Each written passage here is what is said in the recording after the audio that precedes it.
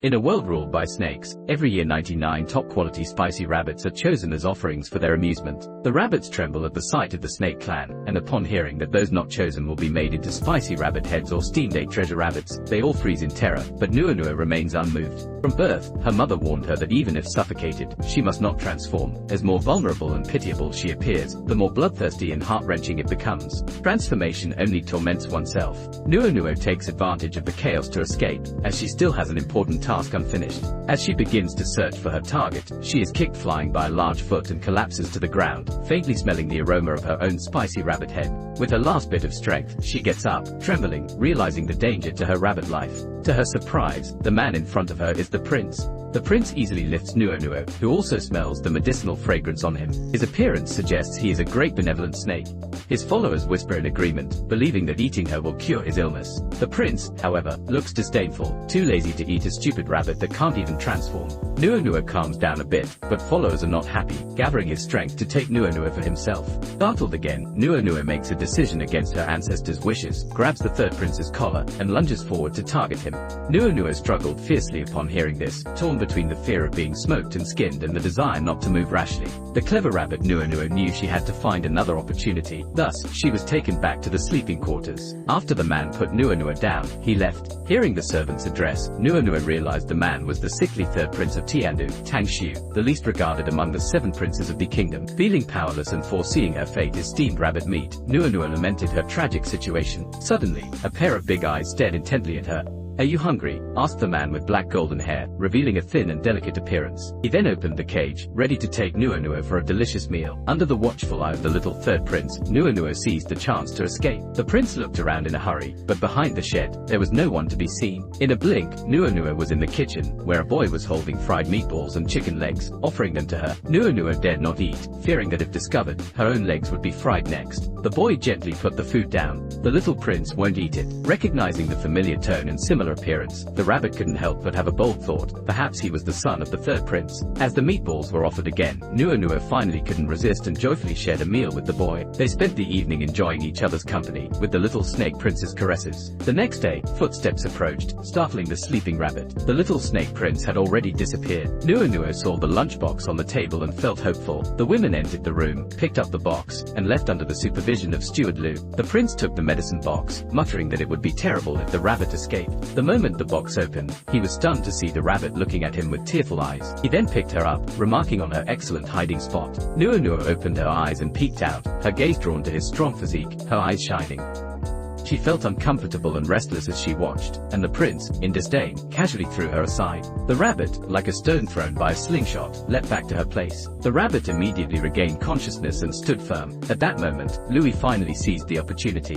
"My lord, the offering has gotten fatter after last night's feast. Shall we stew or roast it?" Upon meeting again, the lord instructed Louis to bring the prepared gift. Then, a rabbit doll was presented. Nua's shocked gaze snapped, prompting her to turn and run. "If I don't run, I'm a goner." But shock caused her head to hit the wall with precision. The lord then picked her up, thinking, such a fright. He placed Nua in his arms, warning, "Is this state due to blood chi?" Tang Xiu angrily questioned the rabbit, and Nua, sensing her anger and not daring to breathe, instantly showed a cute expression, melting her heart. Tang Xiu frowned but calmed his anger, and with a flick of his hand, he threw her away. The king didn't fall for this trick. As night fell, the little snake lord, as usual, took the rabbit to the kitchen to sneak some food. Despite exerting the strength of 9 bulls and 2 tigers, they couldn't get out. The little snake lord couldn't help but complain, wondering if they could no longer burrow holes to sneak food. The sharp rabbit saw a window nearby, had a flash of inspiration, and asked the little snake lord to put it up there, finally finding a way out by tiptoeing and squeezing through. Nua beckoned with her paws for the little snake lord to come up, but the snake lord, blushing, politely refused. The king didn't like climbing through windows, but the rabbit, with a fixed gaze, clearly didn't seem to dislike it, suggesting that he was afraid of heights. The little snake lord then suddenly remembered he was a snake and could slither through the hole. Afterward, he took Nua down from the window, complaining, "You're so heavy, I can barely hold you." By dawn, the sleeping rabbit was also picked up, and Tang Xiu couldn't help but complain that things seemed to have gotten heavy recently. Nua, angry but not daring to speak, felt accused of being fat. "It seems like you never worry that this king will eat you." Forcing the rabbit to open its eyes and look at himself, it's truly a difficult task for the rabbit. "How dare you look at me?" Tang Xiu cursed loudly. "What kind of lewd look is that?" and threw it out with a flick of his hand. The rabbit couldn't help but get angry, not only despising itself but also the little snake lord. It could only express its dissatisfaction by sulking in the corner. Tang Xiu wasn't angry, thinking about how he couldn't even protect his own life, let alone stand up for her. Later, he poked the rabbit's bottom, saying, "You've been raised well. It's time now." Nuo turned back in shame and confusion, not understanding. When it was time for the late-night snack, the rabbit and the little snake lord went to the kitchen as usual. Nuo wondered who the kind person was who had left a ladder there. The little snake lord seemed distracted, and Nuo felt something was off, noticing that the little snake lord seemed very sad. Then, picking up a skewer of meat, she offered it to him, calling out twice, "Are you sad? Have something to eat." The snake lord remained silent, not responding, and then, under Nuo's puzzled gaze, he reached out and lifted her up. The little snake lord said, "It's time," as if suggesting to offer oneself to be eaten by someone else. Feeling the little snake lord's reluctance to part with her, Nuo prepares to cast a spell. "When you wake up, forget all the little moments between us, so you won't be sad anymore." Just at that successful moment, Tang Xiu swiftly catches her with one hand. Tang Xiu gazes directly at the transformed rabbit. "Is that right? The one I've been raising, all chubby and white, must be in excellent condition." He opens his mouth, ready to take a bite. Nuo suddenly sits up. "You want to eat me?" she exclaims, realizing it was all just a nightmare. She tries to transform back, but before she can, Tang Xiu puts her back in the cage. "Why are you so heavy? You're not in your original form," he says, worried that he might have flattened her into a rabbit pancake. The noise wakes up Tang Xiu, who opens his eyes and meets Nuo's gaze. She awkwardly smiles and greets him, "Good morning." Tang Xiu adjusts his clothes and stands up. "Little rabbit, you're quite bold, transforming in front of me like that." Nuo recalls his previous words and hurriedly tries to change back. After struggling for a while, she realizes she doesn't know how to transform back. At that moment, Tang Xiu gently strokes his chin. "When did I say you should change back?" The rabbit sweats nervously. "How should I know what you want? Your appearance doesn't exactly scream, 'Don't eat me.'" Nuo remembers the incident from 100 years ago when a purple light shot out from the forbidden area in Tiandu, causing all the male creatures to lose their reproductive abilities. If she could delay time successfully, she could assassinate the crown prince. Everything was for Snow Princess. But in that critical moment, just a centimeter away, there was a loud noise, and Nuo turned back into a rabbit. She stood there awkwardly as Tang Xiu lifted her up. "You got scared and transformed back," he teased. A real scaredy cat. Just then, a business announcement came from behind the screen. A customer had arrived, the esteemed Prince Tang Xi. Prince Tang Xi enters the room, and upon seeing him, the rabbit's eyes glaze over with infatuation, thinking, "He's so handsome, will he eat me?" The rumor is that the sixth prince's holy mother and spiritual consort holds a third of Tiandu's military power. Lost in thought, the rabbit is suddenly picked up from behind. "Did you fall for him?" Tang Xiu asks with slight annoyance, to which the rabbit shakes its head vigorously like a drum. Prince Tang Xi is puzzled by his third brother's behavior, wondering why he has a soft spot for this particular offering when he usually despises them. As he reaches out, the words, "lecherous," coldly stab into Nuo's heart. "Is this how you promote me, Tang Xiu?" he asks with a hint of embarrassment, then turns to the sixth prince. "What do you plan to do with that rabbit?" Tang Xiu inquires, hinting at the potential profits. "The 1,000 Chicken Pavilion thrives on these offerings," he says, implying that even the offerings of people can be lucrative. Upon hearing this, the rabbit realizes it's not going to have any good days ahead. Prince Tang Xi is delighted, saying, "That's great. A rabbit with a strong personality can make a lot of money in the rabbit fighting ring." The rabbit, hearing this, feels like it's already lost half its life, imagining itself being beaten in the fighting ring. It then seeks refuge in Tang Xiu's arms, thinking that all princes enjoy tormenting rabbits. Tang Xiu grabbed Nuo and handed her over, saying, "If you like her, take her." Prince Tang Xi accepted her with a triumphant smile. Nuo, however, was determined not to be taken away and clung to Tang Xiu's clothes, while her legs, which failed to escape, were caught by Tang Xi. "Let go of the chubby rabbit," he demanded, but she refused. "I won't let go even if I die," and thus began a tug of war. A few moments later, the rabbit looked at Tang Xiu with tearful, pleading eyes. Tang Xiu, not caring much, casually tossed her, "Go back to your cage." As evening approached, the little snake lord did not come as usual, and the rabbit sighed in disappointment, wondering if he thought she had already been sent away. With a gentle push, she discovered her cage was not locked. That night, the rabbit remembered her mission and ran wildly in search of the crown prince. On the way, she heard a familiar voice asking, "Where is the rabbit?"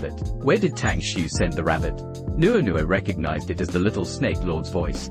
With her short legs, she prepared to go forward to investigate. Just as she was about to call out joyfully to attract the little snake lord's attention, a figure appeared behind her, and a sack was thrown over Nuo, capturing her. The guard cursed as he was about to lock her back in the cage, but then he heard the little snake lord's voice inside the house. The pain in her left shoulder was real, a result of blood chi and injury. It was clear that Tang Xiu was injured and also inside the house. Nuo couldn't contain her curiosity and bit through the sack to find out the truth. The Nuo didn't expect it to be Tang Xiu bathing inside, and indeed, his shoulder was injured. Nuo was puzzled. She heard the little snake lord's voice but saw no sign of him. Meanwhile, a guard reported from outside the house that the crown prince was already investigating. "If you can't handle such a small matter, what use are you?" he scolded. The rabbit's ears couldn't take it in. All she could see was Tang Xiu. If he died of poisoning, their blood and chi connection meant her own life was also at risk. Just then, the rooftop couldn't bear her weight and shattered with a snap, resulting in a 9-meter free fall into the water.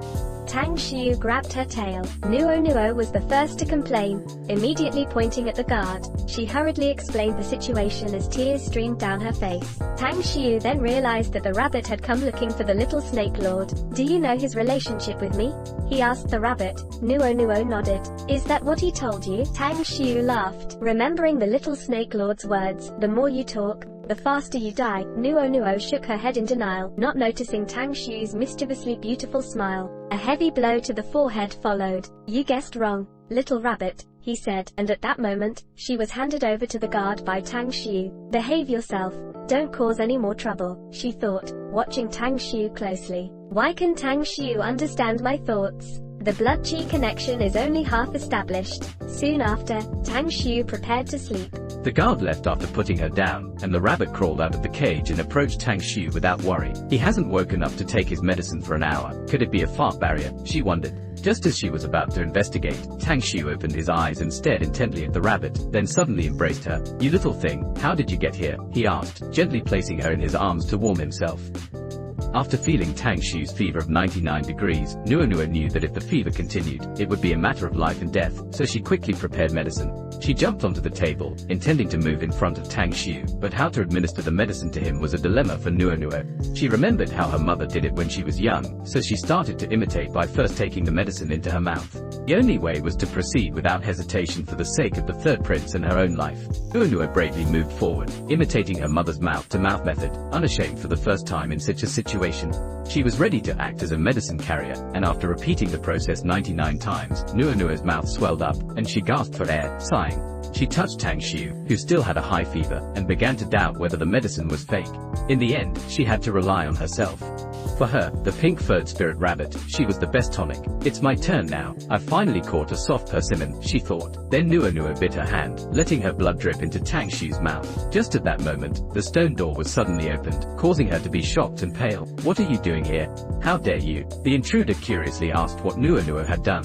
Louise, still holding a grudge, arrogantly warned to report it back, and then grabbed her chubby face. "If you don't speak, I'll tell the Empress Dowager. She knows you're with the king every day. She'll definitely make you into spicy rabbit head." Remembering the Empress Dowager's fierce character, and how she forbade offerings that might bewitch her son, Nuo immediately trembled with fear. She then put her hands in her pockets, ready to demonstrate. "First, you take the medicine into your mouth, then you transfer it mouth to mouth." This simple operation left Louise in shock. Louise, the guard, swiftly put Nuo in a bag and hid him behind. The bag's movement made Little Snake Lord suspicious. Louise quickly explained that it was a dead rat he had just caught, but the trembling bag made Little Snake Lord completely unconvinced. Meanwhile, the guard had run 800 meters away, panting, and opened the bag to check on the little offering. To his relief, Nuo was still alive, and Little Snake Lord's eyes were filled with profound meaning. Nuo was placed on the table, and he pulled out a knife from his sleeve, seemingly aware of the king's secret. But it was too late. She was not going to survive. Little Snake Lord vehemently resisted, refusing to eat the offering, and expressing his dislike for Nuo. Nuo heard everything and thanked Little Snake Lord for trying so hard to save her. Louis picked up Nuo, ready to hand her over to the kitchen. He turned and hurriedly left, leaving the weakened Little Snake Lord's anger behind. Just then, she gently woke Little Snake Lord and implored him to save Nuo. "It's up to you now," she said. Hearing the familiar voice, Tang Xiu's anger surged. He glared at him, accusing him of taking Nuo away. The dazed Nuo blinked. The Little Snake Lord had transformed into Tang Xiu. Nuo narrowly escaped becoming a spicy rabbit head, which enraged the third prince. "Allowed you to harm my Nuo. Go and take your punishment." Tang Xiu, mustering his strength, tenderly looked at Nuo lying in his arms, puzzled why the wound wasn't deep yet had bled so much. As he moved forward to check on Nuo's safety, a terrifying sense of suffocation woke Nuo up. With a jolt, she sat up, crying out, "What death? I'm still crying." Nuo frantically checked her body, amazed to find herself still alive, as if by divine intervention, and looked around. Tang Xiu spat out a mouthful of fresh blood. The recent transformation had caused his wound to split open. Nuo was shocked at the sight. Tang Xu's vital energy was churning tumultuously, like a raging river. I'm going to die, I can't live, he thought. In the midst of Nuonuo's horrified gaze, Tang Xu couldn't maintain his form due to the injury and collapsed as Little Snake Lord. Nuonuo and the guard hurried forward to check on him. After a while, they carried Little Snake Lord back to his chamber. Nuonuo, worried, stood by vigilantly. The guard then confessed to Nuonuo that the Little Snake Lord he knew was actually another personality of the King at Night. At this moment, Nuonuo had no thoughts for anything else. Whether it was Little Snake Lord or Tang Xu, Nuonuo just hoped all would be well. It was then that Little Snake Lord smelled the scent of blood and began greedily sucking on Nuonuo's injured arm. Although it was painful, Nuonuo harbored no resentment. Hoping that Little Snake Lord would drink more to gain strength and recover, the next day dawned. Nuonuo felt something strange about her bottom and was startled awake by the position of Little Snake Lord's hand. Her face flushed with embarrassment. She exclaimed, "What are you touching?" At that moment, Nuonuo forcefully transformed into her human form. Due to the injury from the previous night, she lacked the strength to slow down her transformation, causing her to tremble with fear. She tried to get up and leave but was caught by Tang Xu, who was still asleep, and pulled tightly into his embrace. Nuonuo, in her transformed state, was nearly caught by Tang Xu.